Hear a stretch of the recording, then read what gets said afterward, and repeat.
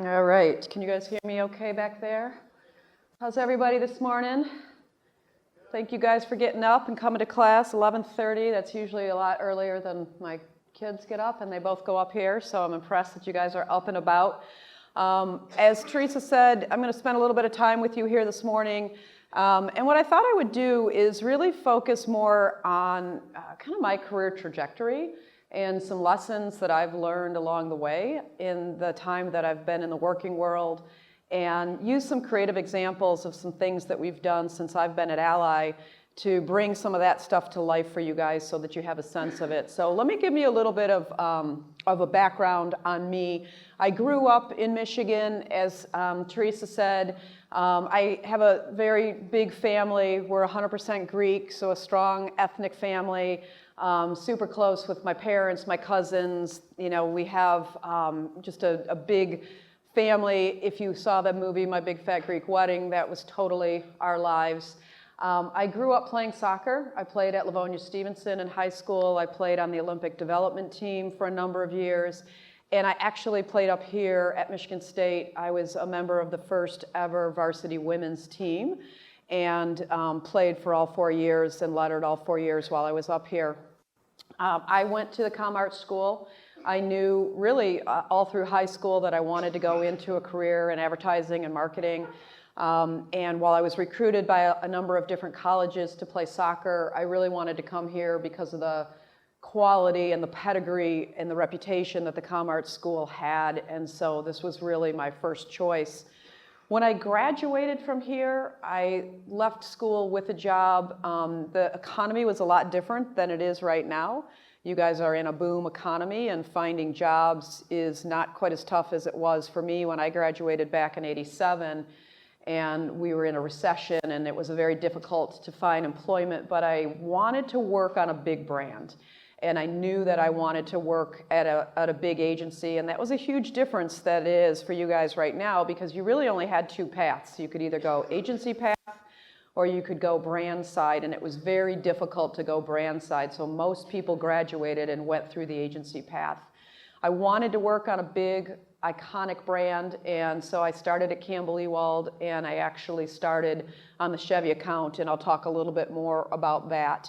And after about 20 years at Campbell Ewald, I pivoted over and got an opportunity to go client side and move to Ally. I've been at Ally for about 12 years, and I'll talk a little bit more about that this morning and kind of talk about career trajectory so that you guys have a sense of it. And you know, on kind of a personal note, and again, I'll touch on this more, I'm a mom. I've got 4 kids. 2 are up here at Michigan State, one's at Central, and one's still in high school. Have a big circle of friends, and you know, really, this is super important to me. Balancing your personal life with your work life is really a critical component to success in life, and I'll talk more about that throughout my presentation as well. And then lastly, you know, we'll talk about this, but I'm a huge supporter of diversity and inclusion as well. I think it's really critically important in today's world. At Ally, we have a number of employee resource groups. I chair our LGBTQ employee resource group, and I talk a little bit about purpose and how that comes to life and how that can matter in your career, particularly as it pertains to this as I go through my presentation. So, as I said, I'm going to walk you guys through kind of the 10 things that I've learned along the way. And Teresa, just time check. You want me to go about 30 minutes and then leave some time for questions? All right, we got some prizes for people that actually ask questions as well. So what I would tell you guys, and I think this might be one of the most important lessons as you're thinking about coming out of school and where you want to work and what it is that you want to do, find a culture where you can thrive. Really do your homework on the culture of the company that you're going to go to. And think about whether or not it aligns with your personal values. That's really important. If you're asked to do something in the workplace that really doesn't align with what you believe in as a person, it's going to be really hard for you to do that. Look for a culture where you feel like you can thrive, a culture where you can use your skill set, your creativity, your voice, and look for a culture where it really is a place that has a purpose and gives back to the world in meaningful ways. You're going to find that as you sit across the desk and you interview with people, that they're all going to tell you we have a great culture. Everybody says that. It's a really popular thing to say today. It's really different if it's true. So I encourage you guys, look at things like Glassdoor, talk to people that work at the company, go deep on what the company stands for in the world. That's one of the things that I love about my company, Ally. Culture is the #1 most important thing across our leadership team. We spend a lot of time on culture. We talk a lot about things that make the culture better. And it's really deeds, not words. And I was going to show you guys some examples of some things that a lot of companies that are banks wouldn't do. So, and I think it speaks to the culture. So we talk a lot about diversity and inclusion at Ally. Our CEO is a huge believer that having diverse faces around the table, both in terms of ethnicity, male, female, age, experiences, races, is important and good for business. And the more diverse that your company looks, the more diverse that your leadership table looks, the better it's just going to be for business. And it's a proven fact. When you look at businesses that are more diverse, you see that they're more productive from a revenue standpoint, from a production standpoint, and from a growth standpoint. Last year, I brought an idea to our CEO. Now, keep in mind, we're a bank. And so you think about banks typically being fairly conservative, but we're a digital financial services company. Everything's online. There's no brick and mortar. And so, we get permission, I think, to do things that a lot of the big banks wouldn't have the opportunity to do. And I brought him an idea about partnering with Big Sean and doing something that would be really meaningful in terms of really changing the face of what we perceive in this company as venture capitalists. 13% of the US population is Black, yet only 1% of venture-backed companies are founded by Black founders. And we felt like that was a huge inequity and that we had this obligation and this opportunity to do something that would be really meaningful to change that. If you aren't in a culture that allows you to do those kinds of things, he didn't say to me, what's the ROI going to be? He didn't say to me, Big Sean is a rapper, somewhat controversial, probably not a good fit for our brand, we shouldn't do that. What he said to me is, if you believe in this, I think it aligns with our cultural values, go see what you can do with it. That's a great example of a culture where you can have a voice and you can thrive. And I want to show you guys a video right now of kind of what we did with that program and how it came to life. Click. So when you think about generational poverty, a lot of kids, they're from their neighborhood and they never leave their neighborhood. By having the students participate in this program, we are opening doors for them to get exposure and opportunity. And to me, that's just priceless. That's why we're here. All right, so look, 13% of the American population is Black. 1% of venture capitalist-backed startups have Black founders. The Moguls in the Making program is out to change that. This is about giving the students an opportunity. It's about truly integrating diverse thinking into businesses. We wanted to think about economic mobility. How do we help underserved communities build their income, build their wealth? And one of those ways is to reach out to historically Black colleges. I thought I wasn't gonna get it. And when I finally got my confirmation letter, I told everybody, I FaceTime my whole friend group, like, hey, I'm going somewhere. I think part of what we're after is creating an inclusive environment. Everyone is empowered to make a difference. This weekend is all about learning, mentorship, and listening to 50 brilliant minds from around the country. They'll present to a panel of judges, and the best team's ideas will be selected. Ally, the Sean Anderson Foundation, and the Career Marshall College Fund are all committed to helping young adults like you succeed and realize their true potential.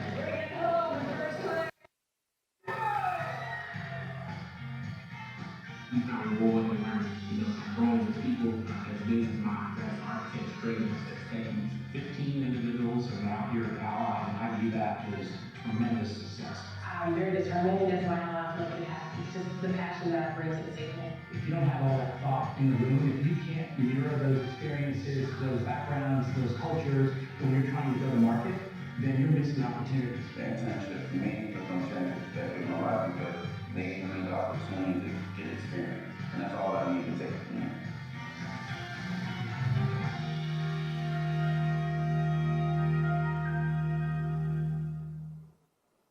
Great example of culture. So last week, our CEO accepted the award as CEO of the Year for the Thurgood Marshall College Fund. The outgrowth of this program in terms of what the ROI ended up being was not only opening up a diverse pipeline of faces and people to our company, but really spreading awareness about a cultural issue that needs to be tackled. And that's a culture that I can thrive in, and I would encourage you guys to try and find a culture where you can thrive as well. Secondly, have a voice and use it. You know, oftentimes what I see, particularly in my chair as a CMO, and the interns that we hire and the younger folks that come in, they're very intimidated in a business setting to have an opinion and to share that opinion. And that's not what we want. We want input, we want dialogue. As you're coming into a company, you're coming in for a reason.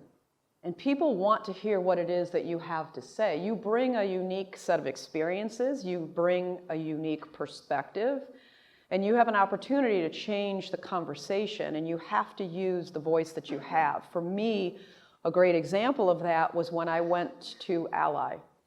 And we were part of, the history of Ally is that we were GMHC. We were GM's captive auto finance company. When GM went through their bankruptcy, the company was sold and now needed to become an independent competitor in the marketplace. And so we changed the entirety of the business model, and the idea was that we would create a bank that would gather deposits. We would use those deposits to lend on the auto products. And I came in from the outside. I was at the agency for 20 years. I didn't know anybody at the company. I didn't have the history and the breadth and the depth of the experience in that space than other people did, but I knew branding. And my first assignment was create the brand name, create the culture for the company, develop the brand pillars, and launch that. And one of the first things that I did is I interviewed the top 25 executives in the company, and I said, what do you want this company to be? What do you think this company should stand for, and how should that play into the name that we ultimately select and the way that we're going to go to market? And I got 25 completely different answers. In fact, I had one person that literally I was taking notes on my laptop, and she reached over and she slammed the computer down in my hands and she said, I don't want to change anything, and I'd like you to leave my office.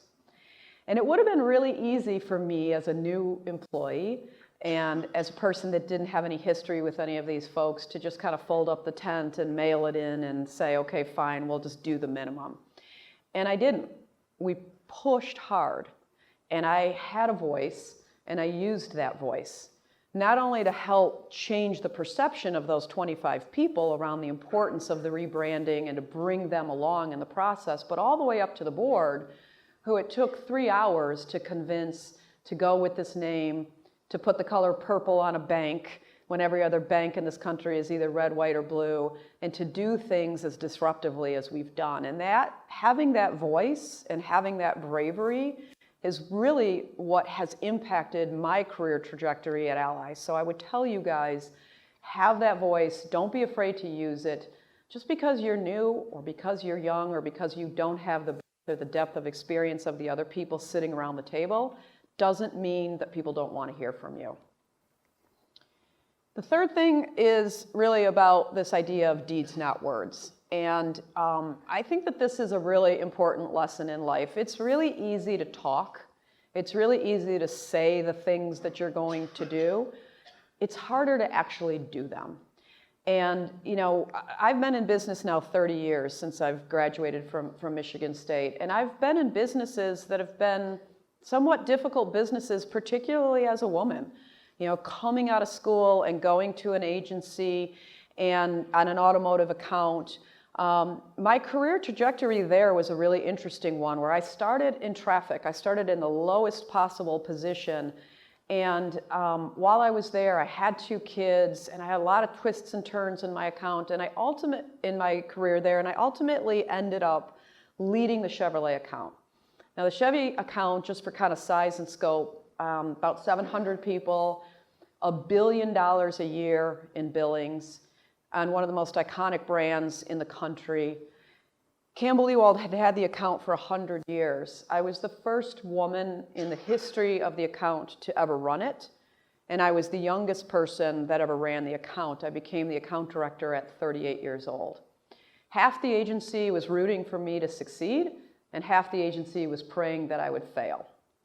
And it was really, for me, about proving to people that when I said something, we were going to do it. And it was about changing the face of what it meant to kind of shepherd Chevrolet into its next generation of great advertising and marketing.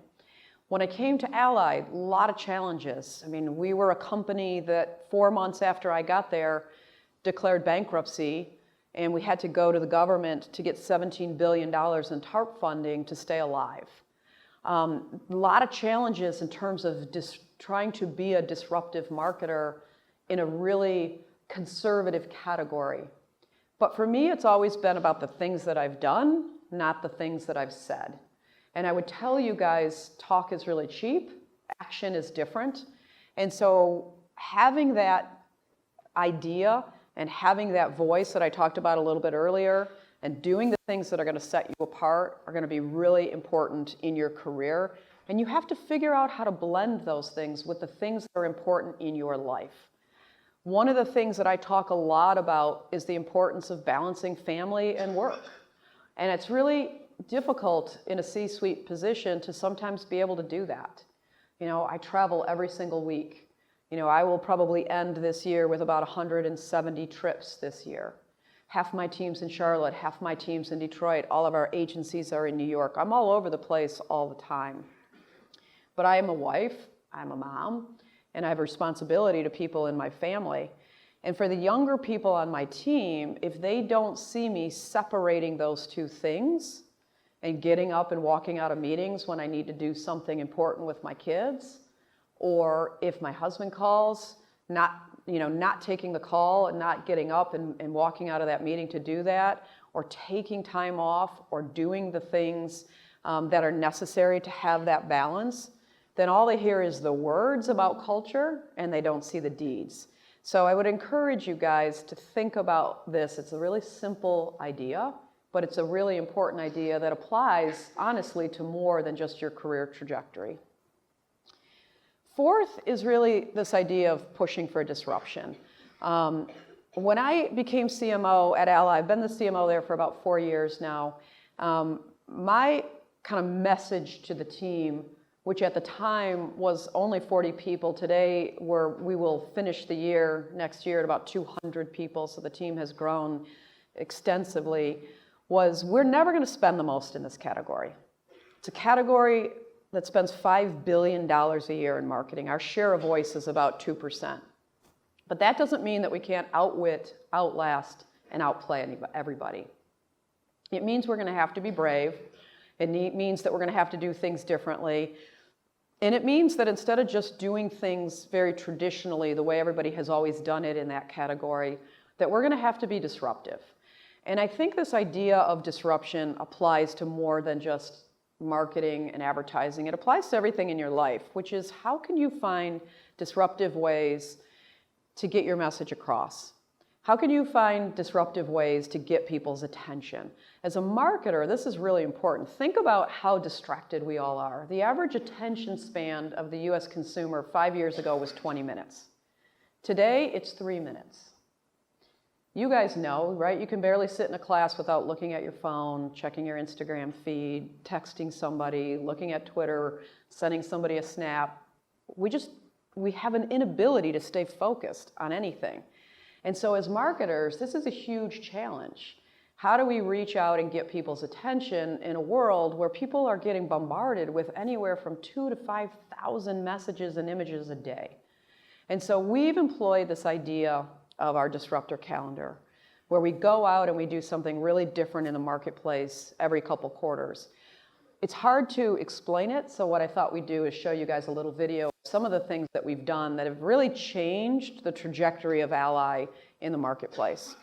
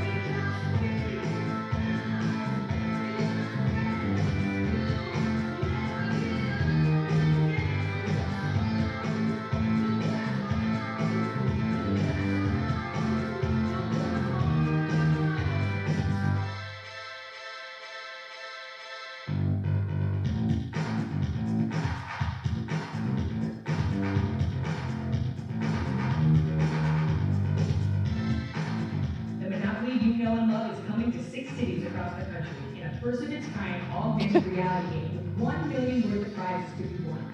So get out there, win some prizes, and grow your fortune. Who says banking can't be fun?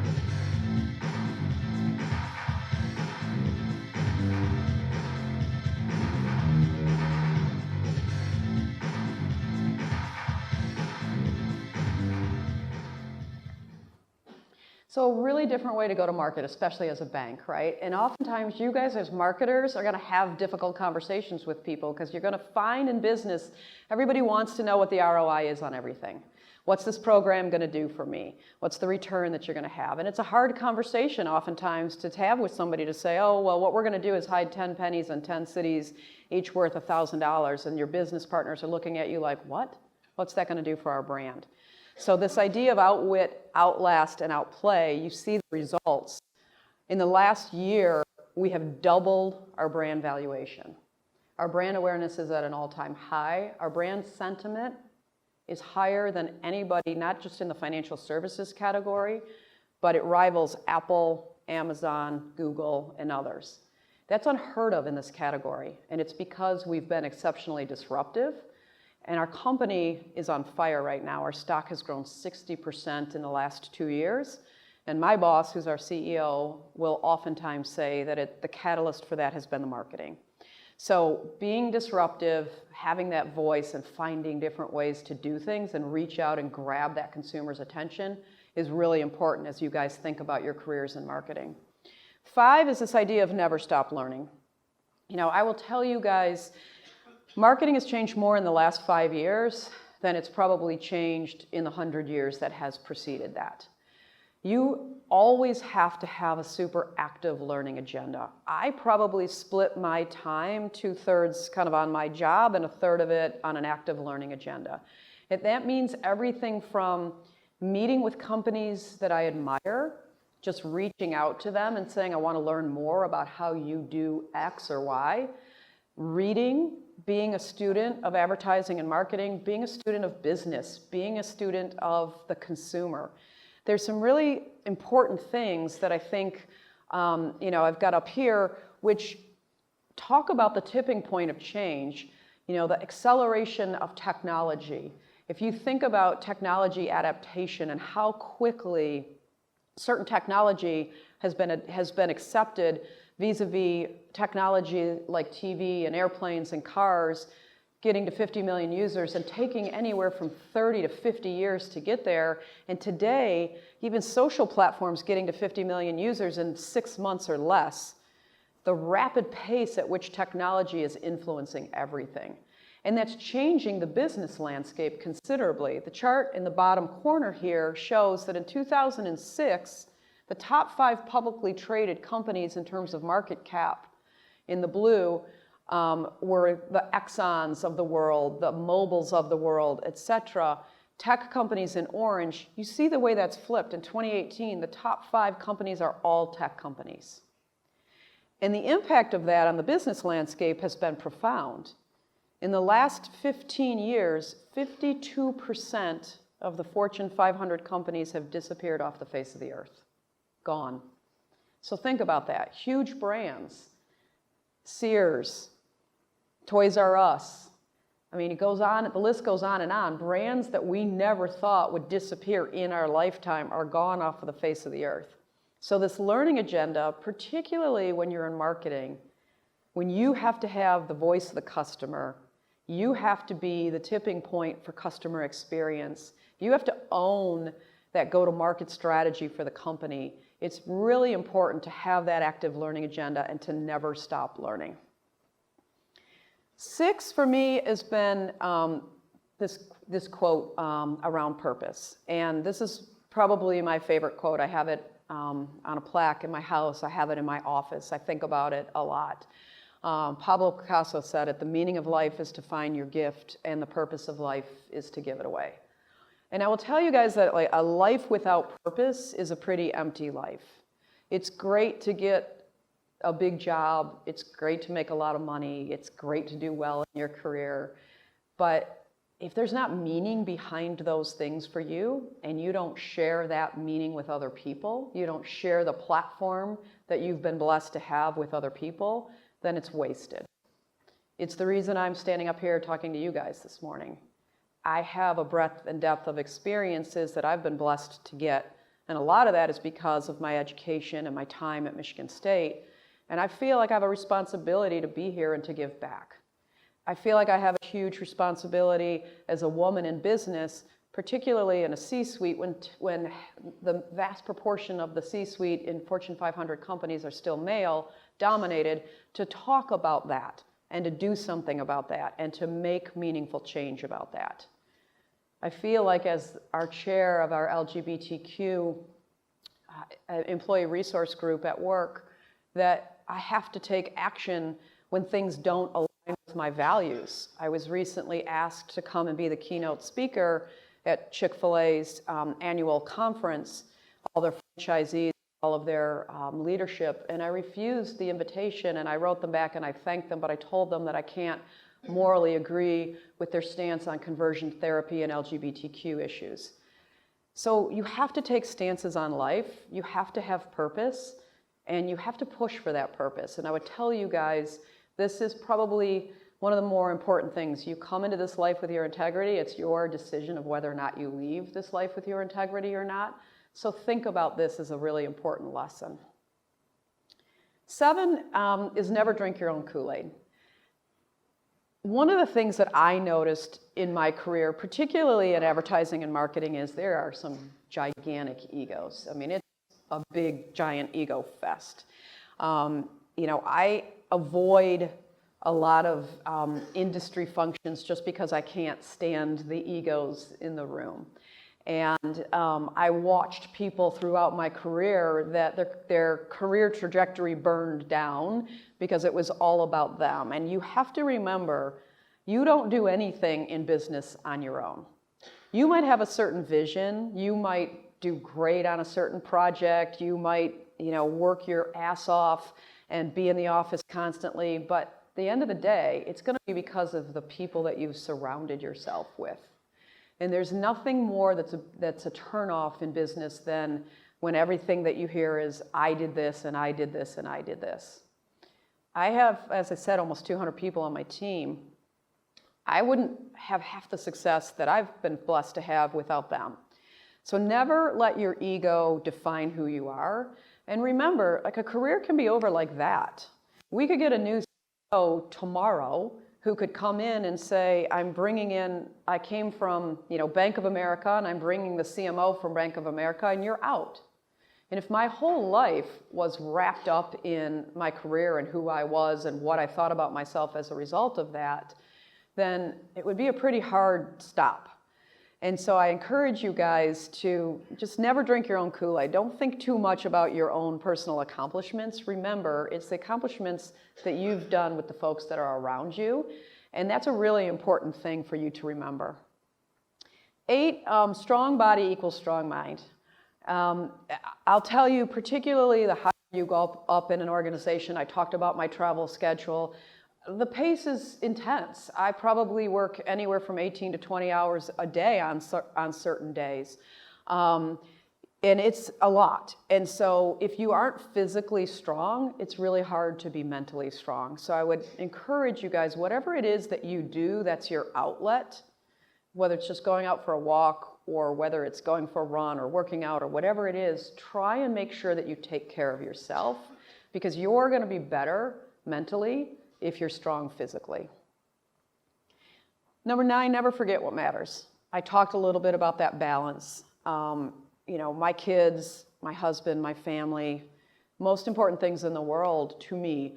And you have to set that tone, and you have to remember that at the end of the day, those are the people that are always going to be there for you. And an example that I kind of always use is that my son's senior year in high school, I promised him, he played hockey, and I promised him I wouldn't miss any of his games. And if any of you guys know hockey schedules, they're intense, I think 35, 40 games a season. And wherever I was in the country, I got on a plane and I flew home for that game. And I promised him, I made that promise to him and I didn't break it.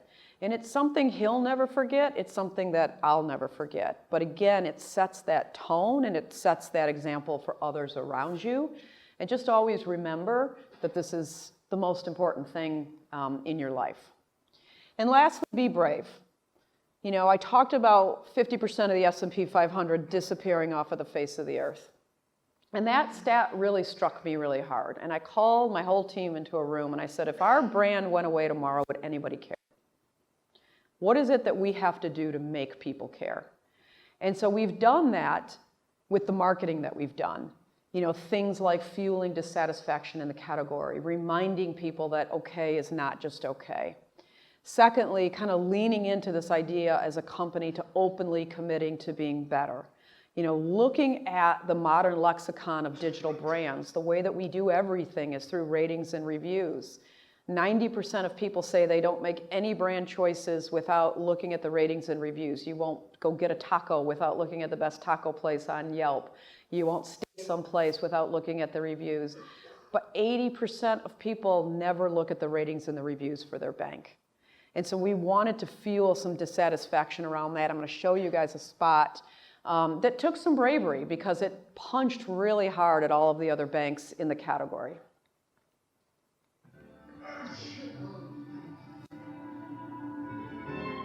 You wouldn't trust a 2-star sushi restaurant. You wouldn't hire a 1-star sitter. That's pretty. You should get one. You don't call the first plumber on the list, do you? So why do you stick with a bank that treats you like this? Isn't it time you look for better? It's not dinner, it's your money. Just do you do with everything else? Yeah, check the online reviews. Ask the internet. Ask your friends. Ask your coworkers. We're pretty sure they'll send you over to us. Because we're not just a bank. We're an ally. Ally, this is Kella. How can I help you? Yeah, definitely. Mary? That's me. Oh.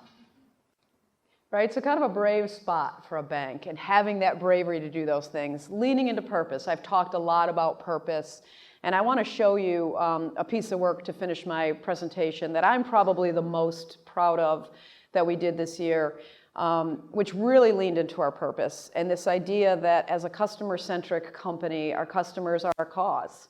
And so we created a holiday called Banksgiving. So at the time of the year when you're giving gratitude for the things that you're most grateful for, we wanted to do those with our customers. And I'm going to play you this video called Banksgiving. Thank you. Well, cool.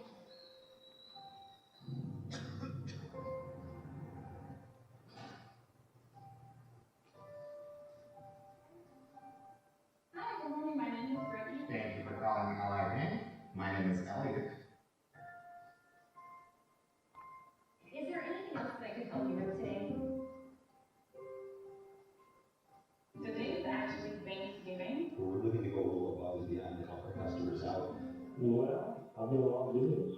Oh, it's hard because I have a dog that I can't transport. I don't know, maybe to go visit my son and daughter in Vegas. I still have leaves that have to have their fall cleaned up. Diapers can get pretty expensive, so we'd like to really help contribute to that. We wanted to offer you $7,000 to go on an anniversary trip with your wife. That's incredible. How about $1,000 towards camping gear?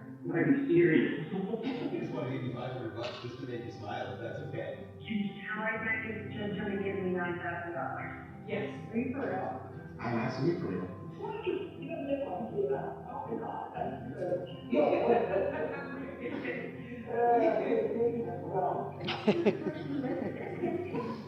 When was the last time you guys were able to connect in person? May 2015. 2016, that's so long ago. You know, it is Thanksgiving Day here at Ally Bank, and I'd really like to help keep that love alive there. Would it be okay with you, Miss Atkins, if I did send you on a first-class trip to the Netherlands to go see her? Yes, that would be fantastic. I'll try a couple, and I'll never quite ask it the same way again. And I'd say, is there anything else I can help you with? Hi, are you Leanne? Yes. Hey, Leanne, I'm Luke from Ally Bank. We don't just want to send you out there to see her just a one time. We want you to be able to go see her again. And again. And again. Wonderful. Just like my land, my money, to do like Thanksgiving baskets and Christmas baskets. Well, today is Thanksgiving Day here at Ally, and I'd like to ask you to present you with $5,000 for your organization.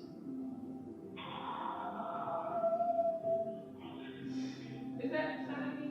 It's making me cry. Talking to her and actually getting to know what she does for the bank is amazing. Lisa works for a nonprofit organization where she puts together baskets for families that are less fortunate. There are not a lot of people out there that think about other people, and there are not a lot of people that give back. I present you with an additional $50. Shut up. To continue.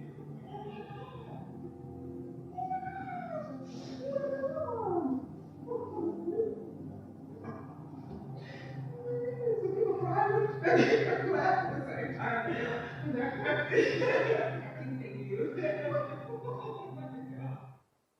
So a really simple idea, but yeah, I would say kind of a summation of everything that I just talked about. Being brave, being disruptive, deeds not words, leaning into your purpose. You know, not an easy conversation to just walk into your boss's office and say, I'm going to take $500,000 and we're just going to give it to people. But look at what it produced. So we're in process of shooting another Banksgiving right now, and I think it's just a great example of pulling together all of the 10 lessons that I shared with you guys. So I appreciate your time this morning. Thank you guys very much. I can open it up for any questions that you guys might have.